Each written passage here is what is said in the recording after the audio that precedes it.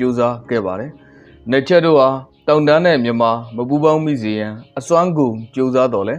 ခေါင်းဆောင်ကြီးများရဲ့ကြိုးပမ်းမှုကြောင့်1949ခုနှစ်ဖေဖော်ဝါရီလ12ရက်နေ့မှာတောင်တန်းမြန်မာပူးပေါင်းတဲ့ပင်လုံစာချုပ်ကိုအောင်မြင်စွာချုပ်ဆိုလက်မှတ်ရေးထိုးနိုင်ခဲ့ကြပါတယ်။ဗိုလ်ချုပ်အောင်ဆန်းဦးဆောင်သောကြားဖြတ်အစိုးရဖွဲ့မှာ1949ခုနှစ်မတ်လ26ရက်နေ့မှာစပြီးတော့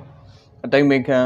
တောင်တန်းဒေသရေးရာဝန်ကြီးဖြစ်လာခဲ့ပါတယ်။အဲ့ဒီအပြင်တိုင်းပြုပြည်ပြုလွှတ်တော်ရဲ့ပြည်ထောင်စုနဲ့ပြည်내ဆိုင်ရာဆက်ကော်မတီ